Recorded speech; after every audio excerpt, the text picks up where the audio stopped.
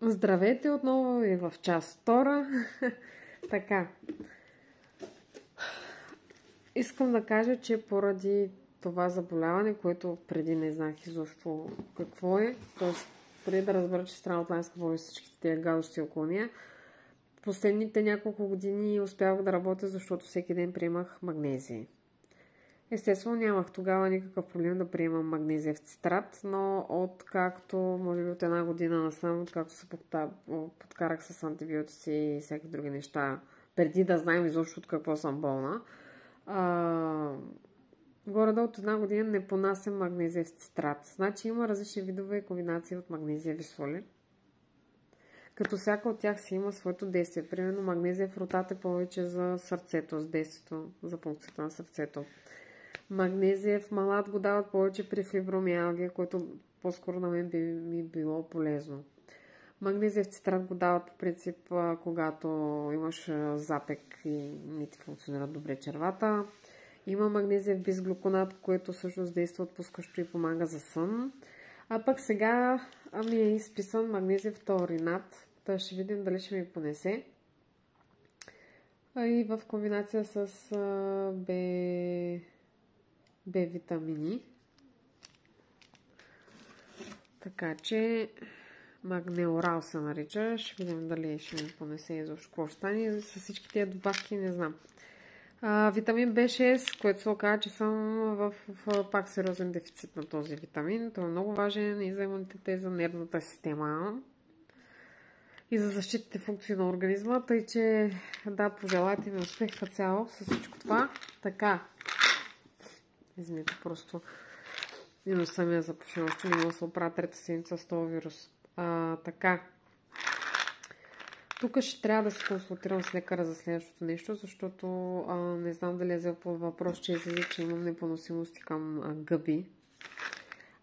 Има една добавка, която се нарича Maximum NK Cells. NK Cells, това са Natural Killer Cells, или иначе казано универсални убийци. Това са клетки, наречени универсални убийци. Те са първата защита, когато сме в контакт с вирус, бактерия или каквото ще да е там.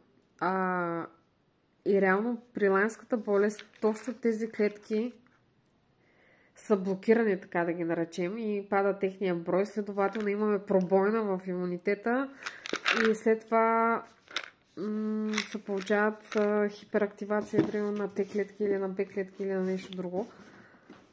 И това е голям проблем. Тук в тази добавка всъщност има някакъв AG Immune Enhancer, който е източник на арабиногалактан. Бета-глюкани пак имаме. Тези са пак от стени на дрожджи. Алоевера има и сега има майтаке, реши и шиитаке. Това са 3 вида гъби, които по принцип имат общо укрепващо действие, но трябва да се консултирам дали ще мога да го взимам, защото или просто трябва да го взема и ще видим какво ще стане. Общо взето така ще се процедира с почти всичко. Имам и витамин С, нормално изписан, който е с фруктоолигозахариди и това трябва да видя как се превежда. Някакъв вид роза, обаче не мога да го преведа точно каква. Трябва да го проверя. Има нещо специално, но трябва да се види. И последно ашваганда, което е източник на допамин, т.е. ще регулира нивата на допамина. Така, освен това съм получила хомеопатите за имунитета, за инфекциите и общо взето, да. Другата седмица ще получа още добавки, защото имам окситоцин изписан. Както знаете, това е хормон. И разни други неща и метиленово синьо, за които обаче ще говорим следващия път, когато пристигнат, т.е. след една седмица горе-долу. И ще ви държа в течение какво става, когато пия нещо, как ми се отразява.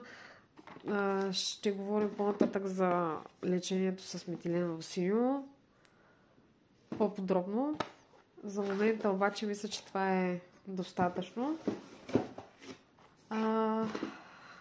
Пожелайте ми, като си пия нещата, всичко да върви по план. Най-много се притеснявам, че пак ще отслабна супер много, защото като премахна хляба, т.е. нищо тестено, оставям на кафява рис, пътладжани тиквички, яйцата, ако мога, защото още ми е малко проблем с тях, пилешко, марули, зеле, краставица, домати. Смисъл, да, това ще бъде още взето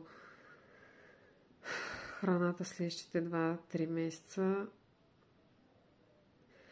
Искам да ви кажа, че съм гладна от август месец насам. Постоянно ми седат някакви неща, които не мога да ги ям и искам просто всичко това да мине и да мога да се наям.